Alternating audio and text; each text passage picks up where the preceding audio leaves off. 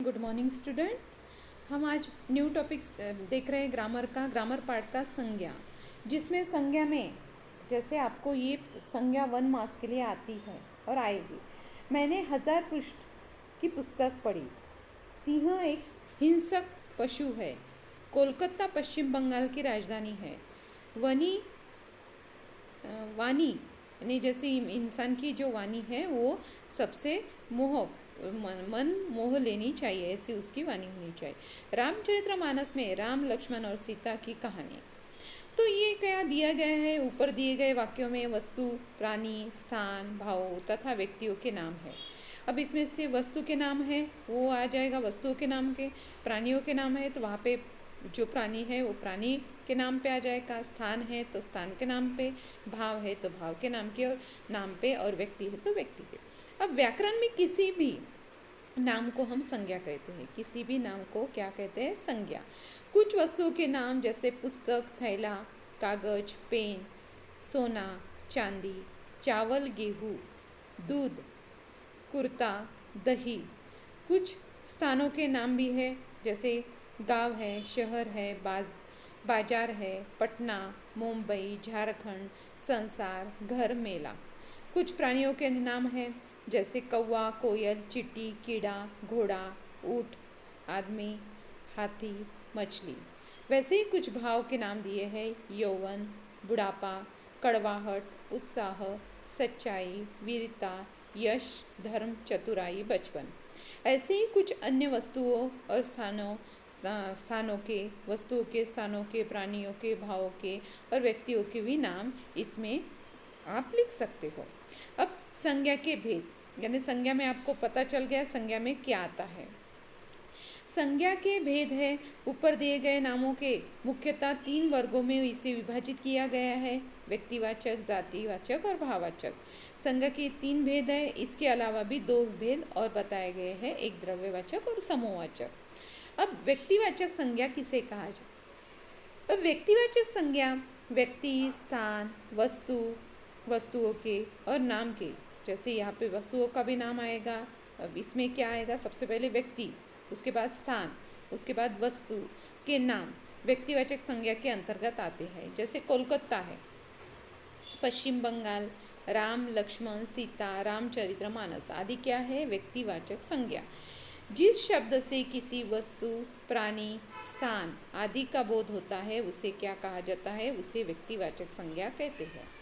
वैसे ही जातिवाचक, किसी भी एक प्रकार के प्राणी, वस्तु, स्थान आदि की निश्चित जाति के बारे में बताया जाता है। जैसे पुस्तक है, राज्य है, राजधानी है, कहानी है, पशु है आदि के प्रकार, किसी भी एक प्रकार की वस्तु, स्थान या प्राणी का बोध होता है उसे क्या कहा जाता है? जैसे ये हो जाता है जातिवाचक। जिस शब्द से एक प्रकार के सभी प्राणियों, स्थानों, वस्तुओं का बोध हो उसे जातिवाचक संज्ञा कहते हैं। अब कुछ अंग्रेजी के व्याकरण के अनुसार जातिवाचक संज्ञा के 2 भेद बताए हैं, एक द्रव्यवाचक और समूहवाचक। अब इसके बाद में है द्रव्यवाचक संज्ञा किसे कहते हैं?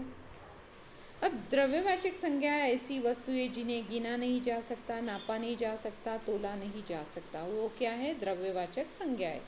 जैसे पानी, दूध, दही, पत्थर, कोयला, सोना, चांदी, मिट्टी, हवा, ये क्या है? द्रव्यवाचक संज्ञा है। वैसे ही समूहवाचक संज्ञा यानी यहाँ पे है शब्द जिनसे किसी एक दल या झुंड का बोध होता है, यानी यहाँ पे समूह ही रहेगा, उसे कहेंगे हम समूहवाचक संज्ञा। जैसे परिवार है, कक्षा है, समिति है, मित्र मंडल है, सम्मेलन है, सभा है, गुच्छा है, फूलों का गुच्छा। वैसे ही यहाँ पे भाववाचक संज्ञा। भाववाचक संज्ञा ऐसे शब्द जो वस्तुओं, प्राणियों आदि के गुण, धर्म, व्यापार और भाव, उन्हें भाववाचक संज्ञा हम कहते हैं।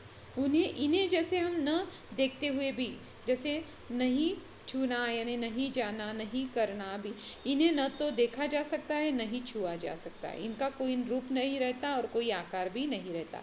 जैसे सुगंध, सौंदर्य, सत्य, अहिंसा, उत्साह, सरलता, पढ़ाई, बचपन आदि भाव की भाववाचक संज्ञाएं हैं। अब सुगंध है, सौंदर्य है, सत्य है, अहिंसा है, आदि मानव के धर्म है। उत्साह, सरलता, चंचलता आदि मानव के भाव होते हैं। पढ़ाई एक काम है, बचपन मनुष्य की एक अवस्था है।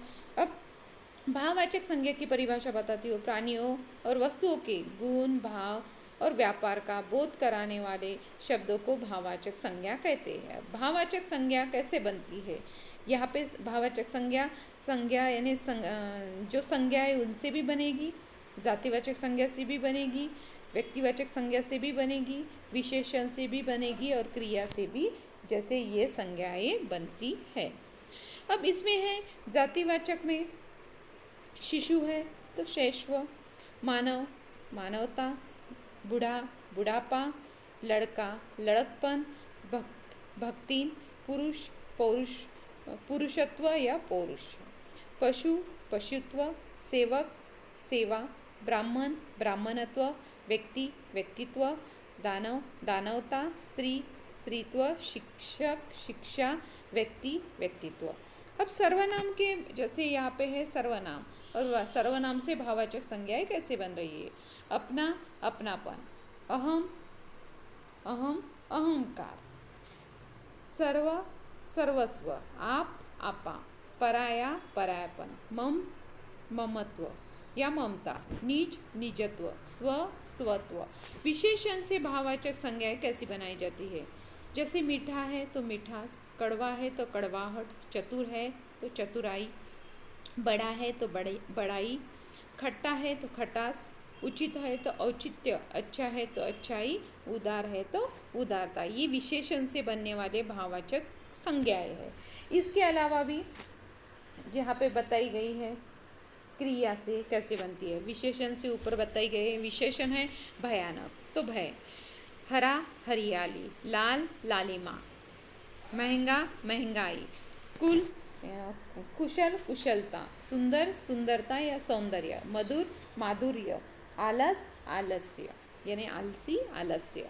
क्रिया से अब भाववाचक संज्ञाएं कैसे बन रही है? क्रिया है जैसे हंसना है तो हंसी आएगी, लुटना है तो लुट आ जाएगा, मुस्कुराना है तो मुस्कान आ जाएगा, उलझना उलझन, जीतना जीत, लिखना लिखावट या लेख, चलना चाल, घबराना घबराहट। अब वैसे ही यहाँ पे क्रिया बताई गई है। जैसे क्रिया हम पढ़ रहे हैं तो पढ़ाई, देखना देखभाल, थकना थकावट, सोचना सोच, उड़ना उड़ान, हारना हार, सीना सिलाई, कमाना कमाई। अब अव्यय से भाववाचक संज्ञाएं कैसे बनती है? अब अव्यय शीघ्र शीघ्रता, समीप समीपता, नज़दीक नज़दीकी, अधिक अधिकता, दूर दूरी, निकट निकटता, शाबाश शाबाशी, वाह वाहवाही, न्यून न्यूनता, और जैसे मना मनाई। तो ऐसे भाववाचक संज्ञाएं आपको इस वीडियो के माध्यम से इसलिए बता रही हूँ कि जैसे आपको इसके पहले ये टॉपिक आपको मैंने सिखाया था, पर जैसे आपको दिक्कत आ रही है तो इस वीडियो के माध्यम से आपको जो भाववाचक संज्ञाएं, जातिवाचक, व्यक्तिवाचक, द्रव्यवाचक, समूहवाचक आपका क्लियर हो जाएगा। और साथ में जैसे दिक्कत आ रही है तो ये पढ़ने के बाद या सुनने के बाद आपको प्रॉब्लम नहीं आएगा।